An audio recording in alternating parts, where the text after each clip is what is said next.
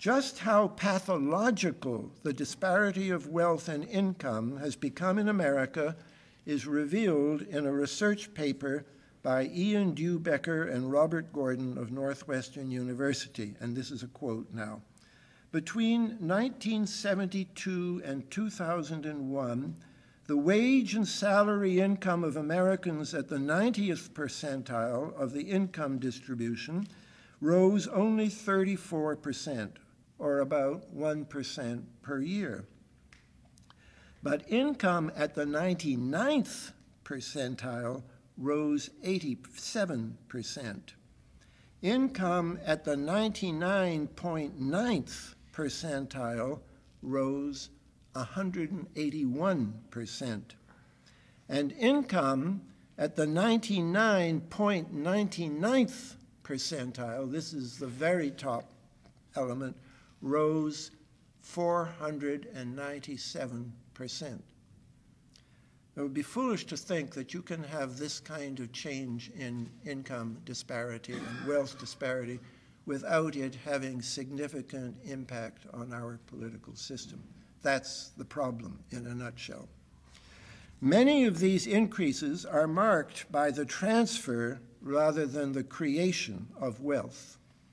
And they derive from what Phillips has called the financialization of America, the process, as he defines it, whereby financial services, broadly construed, take over the dominant economic, cultural, and political role in a national economy. And in his wonderful book, he shows how this happened in Spain in the 16th century and led to the rapid collapse of Spain, happened in the Netherlands in the 17th century, led to the collapse of the Netherlands, and happened very conspicuously in Britain in the 19th century, followed by the collapse of Britain as a world power. We don't want that to happen here. Now, I'm going to expand a little bit. I'm not just attacking one class in particular, but an entire culture that has encouraged the glorification of greed. As a former academic, I am upset at the role played by the best universities and business schools. Gordon Gekko's famous slogan in a movie, "Greed is good," is based on Ivan Boesky's actual words at the University of California Haas Business School, quote, "Greed is healthy," for which Boesky was cheered loudly by the listening class.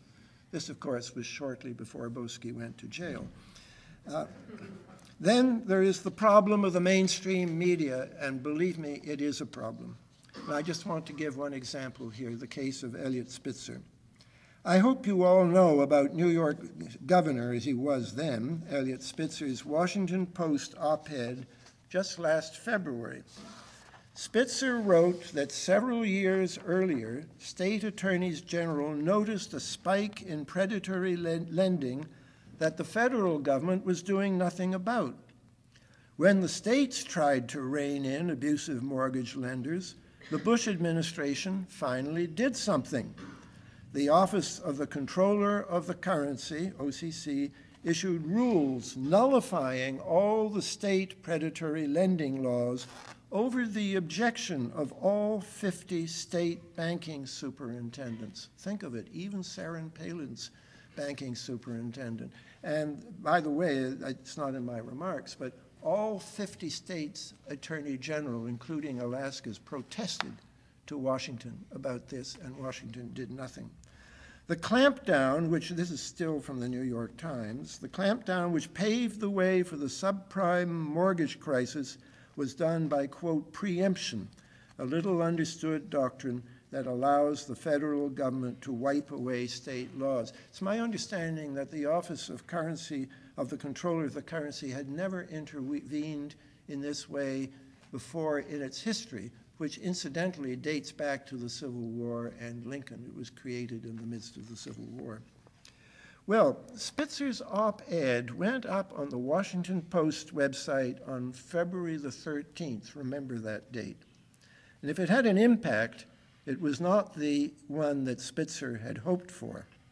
On March the 10th, the New York Times broke the story of Spitzer's encounter with a prostitute, and then Spitzer became a front-page story. According to a later Times story, it was on the night of February 13th that federal agents staked out his hotel in Washington. Now, it's surely remarkable that the mainstream media found Spitzer's private life to be big news, but not his charges that Paulson's treasury was prolonging the financial crisis or the relation of these charges to Spitzer's exposure. What can we learn from abroad about our present crisis? This gets a bit more personal, and I welcome disagreement. I'm sure there will be disagreement. Both the universities and the mainstream media have celebrated the ideology of free market fundamentalism or laissez-faire.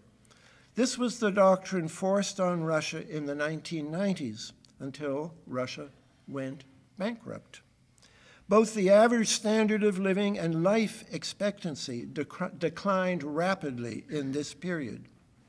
Meanwhile, the number of billionaires increased until in 2004, Russia boasted a greater number than any other nation in the world. In America's neighbor, Mexico, the income share of the middle class and poor has been declining ever since NAFTA was introduced. The poorest 50% received 20.7% of national income in 1984 and only 16% in 1996. The middle class also declined from about 60% of the population in the 1970s to 35% in 1995. Meanwhile, the country in 1994 with the fourth largest number of Forbes billionaires in the world was Mexico, with 24. Their declared fortunes combined would represent nearly 10% of Mexico's annual gross national product.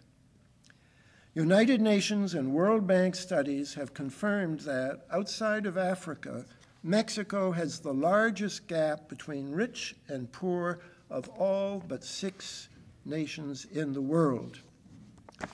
I submit we don't want to be like Mexico, and particularly if we care about democracy, because as Jorge Castaneda has commented, if democracy does not coincide with growth and with redistribution, in all likelihood, it will not last in Latin America. I don't want to create the mistake of thinking that in America we don't have more resources than Latin America does, but it's the direction that concerns me, and this is a direction I really think we want to turn away from as soon as we can.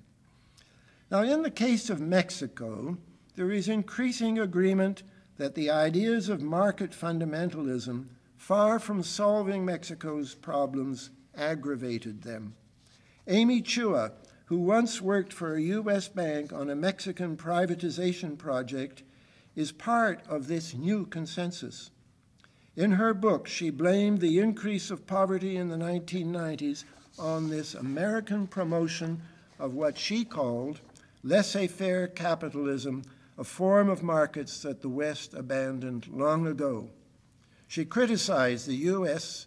and the IMF campaign for freeing markets from government regulation as a campaign that, quote, rarely includes any significant redistributive mechanisms, close quote.